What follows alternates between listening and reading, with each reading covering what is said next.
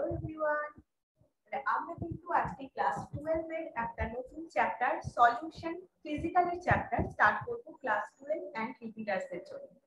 ঠিক আছে, সলিউশন চ্যাপ্টারটাও কিন্তু তোমাদের এনইটি লেভেলে বা জেনপাস বলো জেইই বলো তিনটে লেভেলের জন্যই কিন্তু ভীষণ ইম্পর্টেন্ট একটা চ্যাপ্টার সলিউশন। চলো তাহলে স্টার্ট করা যাক। স্ক্রিনটা তোমাদের সাথে আমি শেয়ার করছি, আশা করি সবাই দেখতে পাচ্ছো।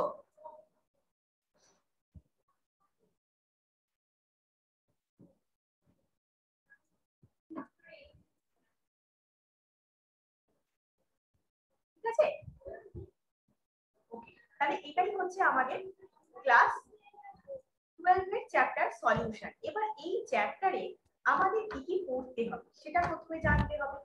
আফটার স্টাডিং দিস চ্যাপ্টার আমাদের এখানে কি পড়তে হবে বলতো? আমাদের প্রথমত এখানে পড়তে হবে formation of different types of solution. সেখানে তাহলে ডেসক্রাইব করতে হবে formation of different types of solution, express করতে পারবো concentration of solution in different units. Different ইউনিটে সলিউশনের কনসেন্ট্রেশনটাকে আমরা কিন্তু এই চ্যাপ্টারের মাধ্যমে এক্সপ্লেন করতে পারবো। এছাড়া state the and explain Henry's law and Raoult's law. Henry আর রাউল এই দুজন সায়েন্টিস্ট কি বলেছিলেন তাদের লতে, সেইগুলো আমরা পড়বো। এছাড়া আইডিয়াল আর নন আইডিয়াল সলিউশনের মধ্যে ডিফারেন্স কি এক্সপ্লেন করতে পারবো। রিয়েল সলিউশনটাকে, deviation of real solution from Raoult's law, Raoult's law থেকে রিয়েল সলিউশনের কিভাবে ডেভিয়েশন ঘটে সেটা এক্সপ্লেন করতে পারবো। এছাড়া কলিগেটিভ প্রপার্টিজ আছে, সেটা হচ্ছে তোমার সংখ্যাগত ধর্ম, সেইটাও এই চ্যাপ্টারে ডেসক্রাইব হবে। আর এক্সপ্লেন করতে পারবো কিছু অ্যাবনরমাল কলিগেটিভ প্রপার্টিজ গুলোকে, যেটা exhibited by some solutes in solution. তাহলে এই টপিকস গুলো কিন্তু আমরা এই চ্যাপ্টারে ডিসকাস করব। নেক্সট চলো তাহলে দেখি যে এই চ্যাপ্টারে আর কি কি আমরা পড়তে চলেছি। In normal life we rarely come across pure substance. মানে আমরা খুবই কম, মানে পিওর সাবস্টেন্স আমাদের লাইফে খুবই কম আসে। আমাদের যা ইউজ করি বেশিরভাগ ক্ষেত্রে দেখবে মিক্সচার, পিওর সাবস্টেন্স কিন্তু খুবই কম আসে। পিওর সাবস্টেন্স, মিক্সচার এগুলো কিন্তু আমরা কিসে ডিসকাস করেছি? এগুলো কিন্তু আমরা সাম বেসিক কনসেপ্ট অফ কেমিস্ট্রিতে ডিসকাস করেছি, তাই তো? বেশিরভাগ most of this are mixture, যেটা কন্টেন্ট করে থাকে two or more pure substance. Mixture বেশিরভাগটাই থাকে mixture, two or more substance content করে থাকে। Their utility or importance in life depends on their composition. তারা কতটা ইম্পর্টেন্ট বা তাদের কতটা ইউটিলিটি আছে, ইউজ কতটা সে আমাদের লাইফে, সেটা কিন্তু টোটালি ডিপেন্ড করে তাদের কম্পোজিশনের উপর। সেই মিক্সচারটায় কোন কোন পিওর সাবস্টেন্স গুলো আছে সেটার উপর ডিপেন্ড করে দেয়ার ইউটিলিটি অর ইম্পর্টেন্স।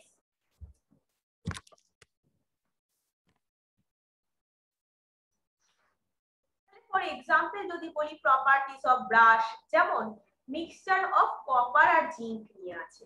এবার কপার আর জিঙ্কের আমাদের কতটা, আমাদের লাইফে কতটা ইম্পর্টেন্স আছে সেটা ইম্পর্টেন্ট, তাহলে কম্পোজিশনটা কিন্তু ইম্পর্টেন্ট। হ্যাঁ, কোন পিওর মিক্সচারে কোন পিওর সাবস্টেন্স গুলো আছে সেটার কম্পোজিশনটাই কিন্তু আমাদের লাইফে important. German silver, different types of German silver, দেখো কপার আছে, জিঙ্ক আছে, আবার নিকেলও আছে। এছাড়া ব্রোঞ্জ, এটাতে কপার আছে প্লাস টিন আছে। এবার বলছে 1 পার্ট পার মিলিয়ন, যেটাকে পার্ট পার মিলিয়ন, এটাকে কি বলে? ppm পড়ে, এটা পরেও পড়বে তোমরা এই চ্যাপ্টারে, পরেও পড়বে। 1 পার্ট পার মিলিয়ন মানে প্রতি 10 লক্ষ ভাগের 1 ভাগ।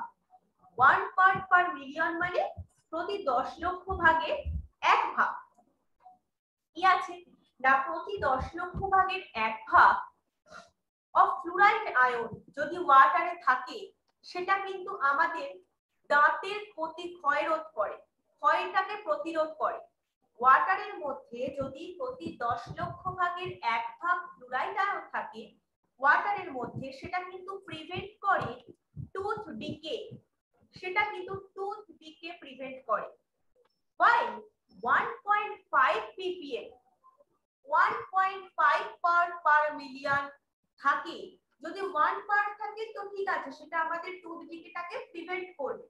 কিন্তু যদি 1.5 পার্ট পার মিলিয়ন থাকে সেটা কিন্তু মটেলড হয়ে যায়, টুথ বিকাম মটেলড। দাঁতে কিন্তু আমাদের দেখবে বিভিন্ন বর্ণের দাগ সৃষ্টি হয় যদি 1.5 part per million of fluoride ion ওয়াটারের মধ্যে থাকে। তাহলে টুথ, এগুলো তোমাদের রিয়েল লাইফের জন্য জেনে রাখাটা জরুরি। তাহলে টুথ টু বিকাম মটেলড, মটেলড মানে বিভিন্ন বর্ণের দাগ সৃষ্টি হয় আমাদের দাঁতে যদি ফ্লুরাইড আয়ন 1.5 ppm থাকে। and high concentration, fluoride ion যদি হাই কনসেন্ট্রেশনে থাকে সেটা খুবই পয়জনাস হয়। সেই জন্য সোডিয়াম ফ্লুরাইড মানে NaF, যেটা ইউজ করা হয় র্যাট পয়জন হিসেবে। সোডিয়াম ফ্লুরাইড, কারণ হাই কনসেন্ট্রেশনে এখানে ফ্লুরিন আছে, ফ্লুরাইড আয়ন আছে এখানে। কারণ ফ্লুরাইড আয়ন কোথা থেকে পাবো? Na+ আর F-, তাহলে এটা হচ্ছে ফ্লুরাইড আয়ন হাই কনসেন্ট্রেশনে থাকলে সেটা হচ্ছে ক্যান বি পয়জনাস। তাহলে sodium fluoride is used in rat poison। এছাড়া intravenous injection are always dissolved in water, মানে ইন্ট্রাভেনাস মানে শিরার মধ্যে, শিরা ধমনী করেছো, শিরার মধ্যে ইনজেকশন যে দেওয়া হয় সেটা ওয়াটারে অলওয়েজ ডিসলভ থাকে, যেটা একটা পার্টিকুলার আয়ন কনসেন্ট্রেশনে, একটা পার্টিকুলার আয়ন কনসেন্ট্রেশনে সেটা কিন্তু সল্ট কন্টেন্ট করে রাখে, ওয়াটারে অলওয়েজ ডিসলভ থাকে। ইন্ট্রাভেনাস ইনজেকশন ওয়াটারের মধ্যে অলওয়েজ ডিসলভ থাকে, কিন্তু সেটা পার্টিকুলার আয়ন কনসেন্ট্রেশন, যেটা কিনা ব্লাড প্লাজমার কনসেন্ট্রেশনের সাথে ম্যাচ করে যায়। ঠিক আছে, ইন্ট্রাভেনাস ইনজেকশনটা অলওয়েজ ডিসলভ থাকে ওয়াটারে, যেটা কন্টেন্ট করে সল্ট এট পার্টিকুলার আয়নিক কনসেন্ট্রেশনে, যেটা which match with blood plasma concentration, যেটা ব্লাড প্লাজমা কনসেন্ট্রেশনের সাথে ম্যাচ করে যায়। নেক্সট চলো যাই, এইভাবেই চলতে থাকে। তাহলে in this unit we will consider mostly liquid solution and their formation। আমরা এখানে কিন্তু মেইনলি লিকুইড যে সলিউশন গুলো আছে তাদের কথাই পড়ব এবং তাদের কি করে হলো, ফরমেশন কি করে হলো সেটা পড়ব। This will followed by study। এছাড়া আমরা সলিউশনের প্রপার্টিজ পড়ব, যেমন ভেপার প্রেসার, কলিগেটিভ প্রপার্টিজ যেটা সংখ্যাগত ধর্ম, ভেপার প্রেসার মানে বাষ্প চাপ, ঠিক আছে, এইগুলো কিন্তু স্টাডি করব। We will begin with the types of solution and then various alternatives in which concentration of a solute can be expressed in liquid solution। চলো আমরা প্রথমে সলিউশনের টাইপ দিয়ে স্টার্ট করি। তাহলে প্রথমেই দেখব টাইপস অফ সলিউশন।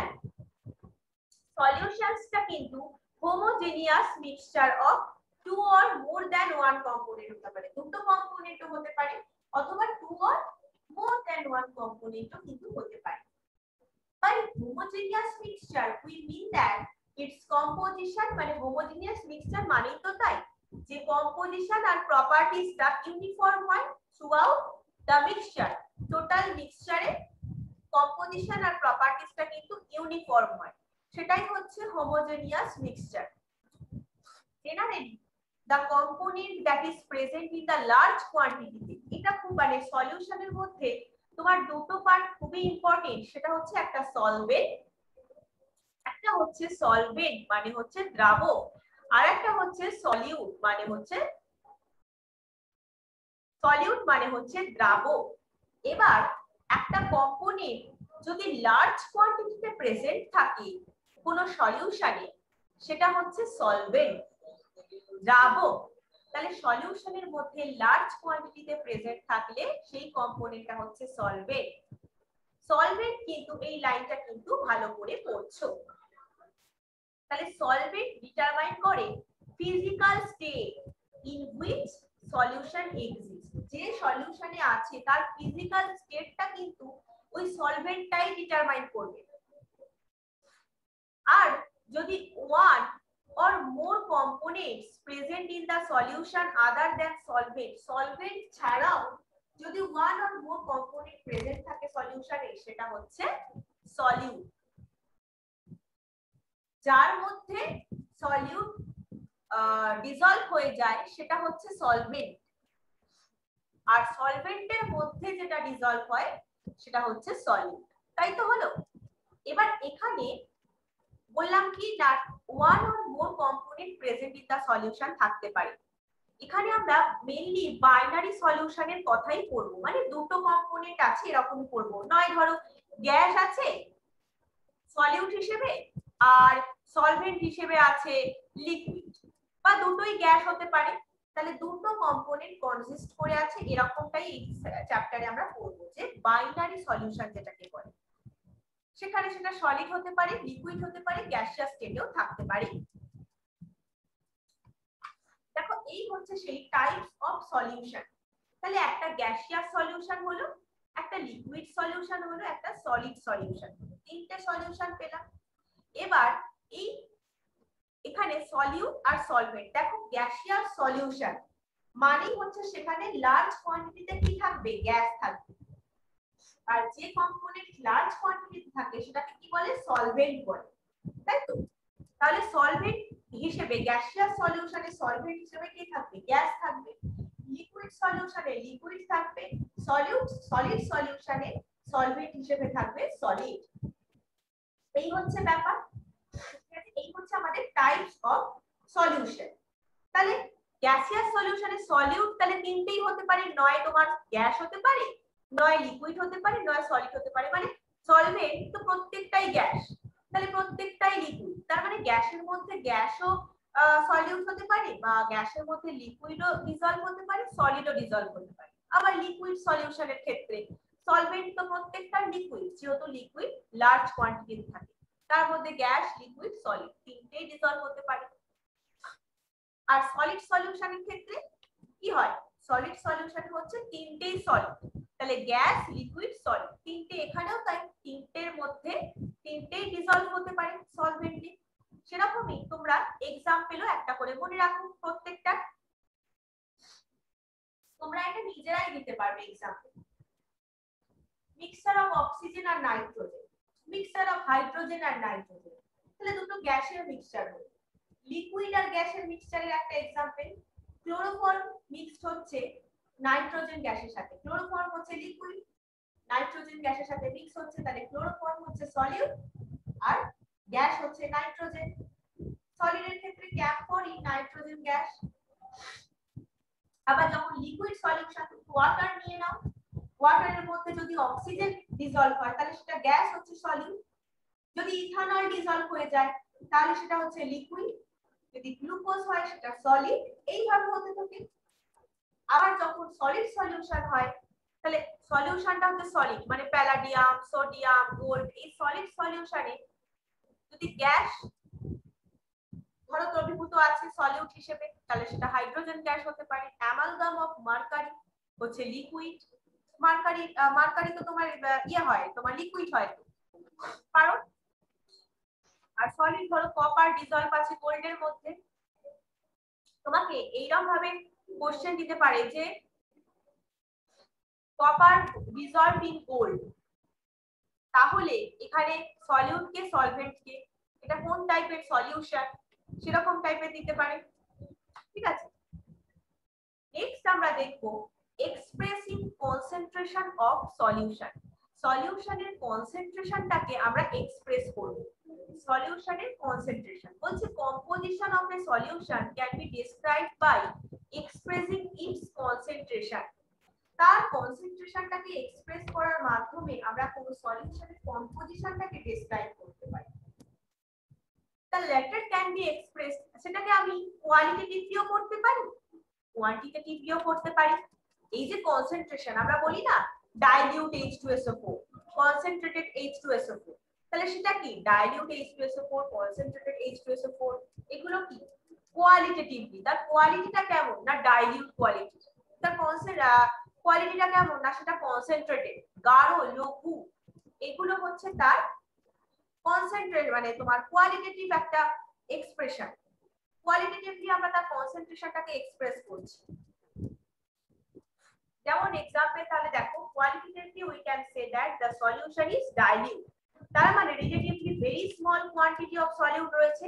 যদি ডাইলিউট হয় তাহলে তো খুবই কম পরিমাণে সলিউট রয়েছে, আর যদি কনসেন্ট্রেটেড হয় তাহলে হচ্ছে ভেরি লার্জ কোয়ান্টিটিতে সলিউট থাকবে। But in real life this kind of description can add to lot of confusion তৈরি হয়েছে, and thus the need for a quantitative description of the solution, সেই কারণে সলিউশনের একটা কোয়ান্টিটেটিভ ডেসক্রিপশন দরকার। So there are several ways by which we can describe the concentration of the solution quantitatively.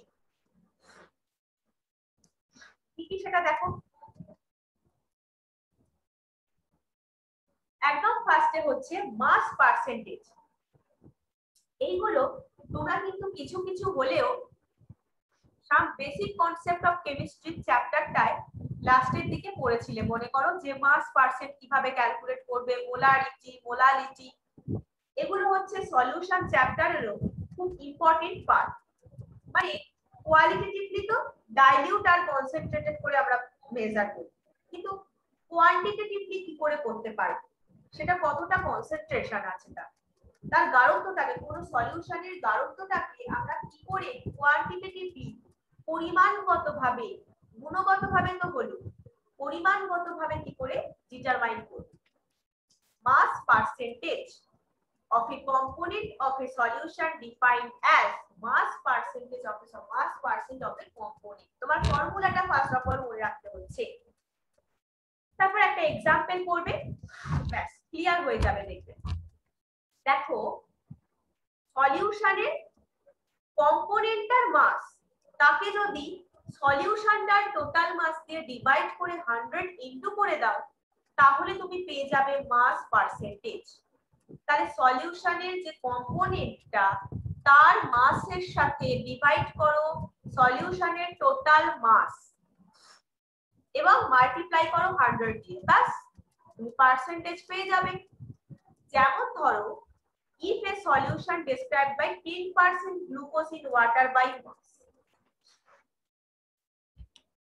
10% জলীয় দ্রবণ, গ্লুকোজের 10% জলীয় দ্রবণ,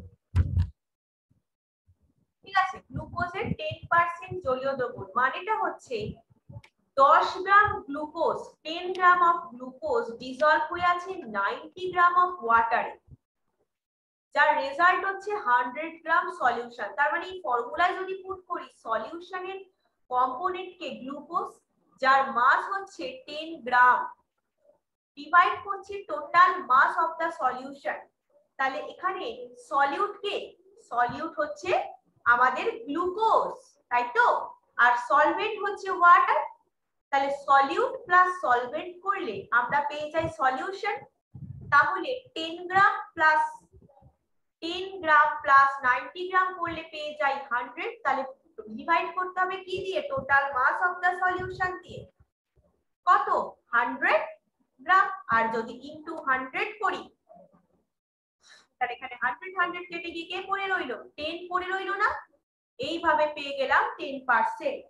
তাহলে 10% অফ গ্লুকোজ ইন ওয়াটার বলতে বোঝা গেল এই হচ্ছে মাস পার্সেন্ট। আরেকটা আছে তোমাদের যেটা হচ্ছে ভলিউম পার্সেন্টেজ। ভলিউম পার্সেন্টেজে কি বলছে দেখো, volume percentage is defined as, কিভাবে বার করবে, সেই কম্পোনেন্টটার ভলিউম আর সলিউশনটা টোটাল ভলিউম, ঠিক আছে, কম্পোনেন্টটার ভলিউম কত আর সলিউশনটার টোটাল ভলিউমটা কত, সেটাকে যদি 100 দিয়ে তুমি মাল্টিপ্লাই করো তাহলে volume percent of A component বেরিয়ে যাবে। যেমন মনে করো 10% ইথানল সলিউশন ইন ওয়াটার, তার মানে 10 ml ইথানল আছে আর 90 ml কি কত কি আছে, ওয়াটার আছে, তাই তো, 90 ml ওয়াটার আছে। তাহলে সলিউশনের টোটাল ভলিউম 100 ml, এখানেও তাই একই ভাবে, তাহলে 10/100 ইনটু 100 করে আমরা পেলাম 10%। ঠিক আছে, মোট কথা ইথানলটা হচ্ছে এখানে সলিউট, যেটা ওয়াটার সলভেন্টের মধ্যে ডিসলভ হয়ে আছে। সলিউশনস যেটা কন্টেন্ট করে liquid commonly expressed in this unit. Liquid যে কন্টেন্ট করা আছে এরকম সলিউশন গুলোকে এই ml দ্বারাই কিন্তু রিপ্রেজেন্ট করা হয়।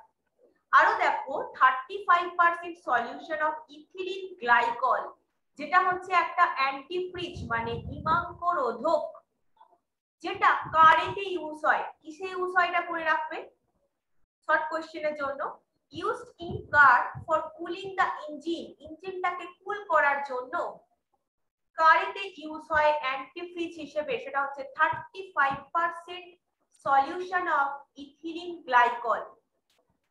এই কনসেন্ট্রেশনে অ্যান্টিফ্রিজ কি করে, ওয়াটারের ফ্রিজিং পয়েন্টটাকে লো করে দেয়, একদম -17.6 ডিগ্রি সেলসিয়াসে নামিয়ে দেয় ওয়াটারের ফ্রিজিং পয়েন্টকে। এই কনসেন্ট্রেশনে অ্যান্টিফ্রিজ কি করে, মানে ইথিলিন গ্লাইকল সলিউশন, এই কনসেন্ট্রেশনে অ্যান্টিফ্রিজ, তো এটা একটা হিমাঙ্ক রোধক, এটা মানে যেটা তোমার ইঞ্জিনকে কুল করার জন্য কারেতে ইউজ হয়, সেটা ওয়াটারের ফ্রিজিং পয়েন্টকে একেবারে লো করে দেয়।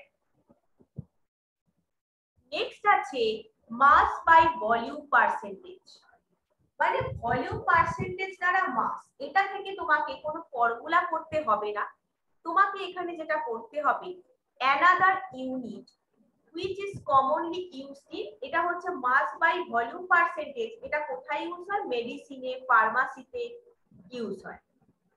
it is the mass of solute dissolved থাকে 100 ml of the solution,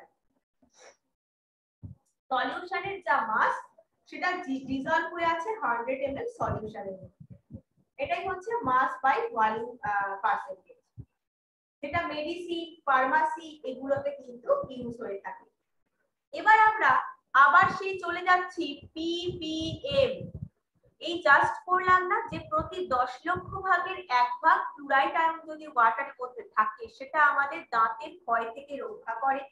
1.5 part per million যদি থাকে তাহলে দাঁতে নানান ধরনের দাগ সৃষ্টি করে। আর হাই কনসেন্ট্রেশনের ফ্লুরাইড আয়ন কিন্তু পয়জনাস হয়, যেটা ইঁদুর মারার কাজে এই পয়জন কিন্তু ইউজ হয়। তাহলে পার্টস পার মিলিয়ন যখন একটা সলিউট প্রেজেন্ট থাকে খুব কম কোয়ান্টিটিতে, when a solute is present in trace quantities it is convenient to express concentration in parts per million।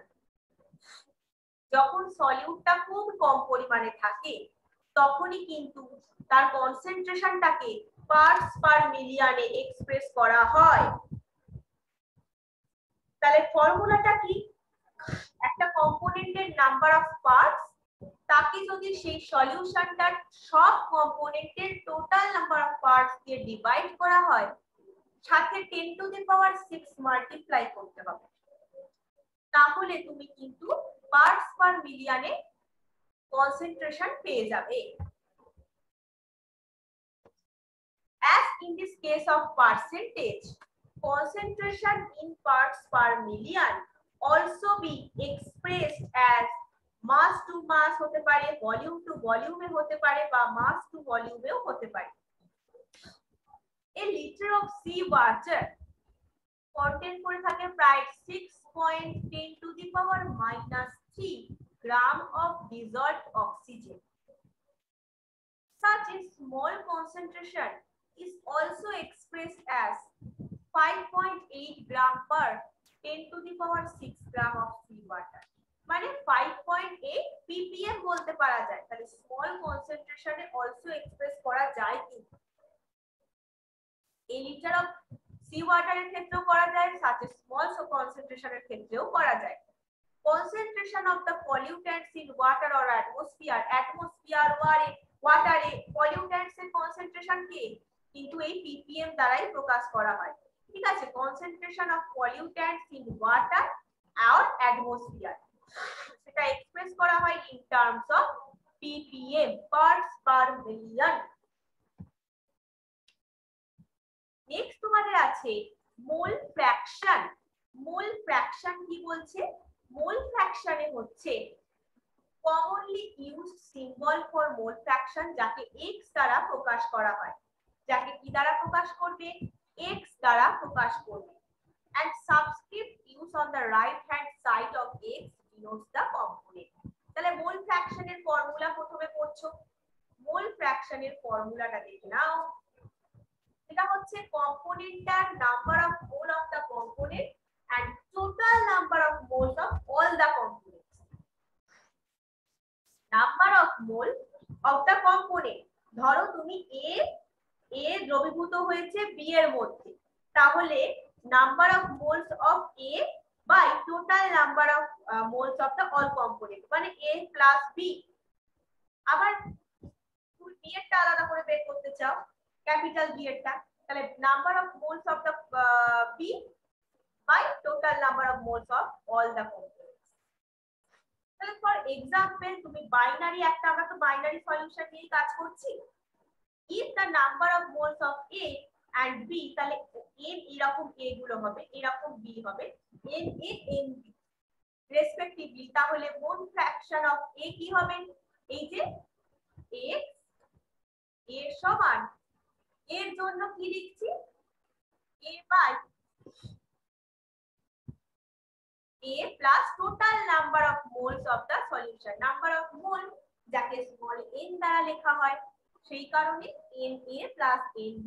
আবার b এর ক্ষেত্রে অন্য হবে, দেখো for a solution containing I number of components যদি থাকে, তাহলে আমি সামেশন ni লিখে দিই, summation ni n1 plus n2 plus n3 plus n, এইভাবে n1 এর জন্য এটা হলো। আবার n2 এর জন্য যদি করতে চাই, তাহলে n2 বাই এই একই ভাবে n1 প্লাস n2 থেকে থেকে থেকে থেকে ni পর্যন্ত, একদম সামেশন অফ ni এইভাবে চলতে থাকে। তাহলে it can be shown that in a given solution sum of all the mole fraction is unity, that is x1 plus x2 plus থেকে একদম xi পর্যন্ত কিন্তু অ্যাডিশন করলে ভ্যালু হবে 1। তাহলে এটা মনে রাখছো, in a given solution sum of all the mole fraction is unity। আর মোল ফ্র্যাকশন ইউনিটটা ভেরি ইউজফুল কিন্তু in relating some physical properties of the solution। Say vapour pressure হতে পারে with the concentration of the solution, and quite useful in describing the calculations involving gas mixture। Next আমরা দেখব molarity. মোলারিটিটা কি? Molarity হচ্ছে is defined as number of moles of solute dissolved in 1 liter of the solution। মানে 1 litre সলিউশনে যত মোল সংখ্যক solute থাকবে সেটাই হচ্ছে তার মোলারিটি। কেউ কিন্তু মোলারিটি আর মোলালিটিটাকে গুলিয়ে ফেলবে না। মোলারিটি MOLARITY আর আরেকটা মোলালিটি MOLALITY। মোলারিটিকে ক্যাপিটাল এম দ্বারা ডিনোট করা হয় আর মোলালিটিকে স্মল এম দ্বারা। তাহলে 1 লিটার সলিউশনে যদি যত মোল সংখ্যক সলিউট দ্রবীভূত থাকবে সেটাই হচ্ছে তার মোলারিটি। তাহলে molarity equal to moles of the solute by volume of the solution in 1 litre. For example তুমি যদি দেখো যে 0.25 mole per litre solution of NaOH, তার মানে হচ্ছে 0.25 মোল অফ NaOH ডিসলভ আছে 1 litre solution. 0.25 mole of NaOH কিন্তু dissolve হয়ে আছে 1 লিটার সলিউশনে। এটাই হচ্ছে তার মোলারিটি, মানে 0.25 মোল পার লিটার।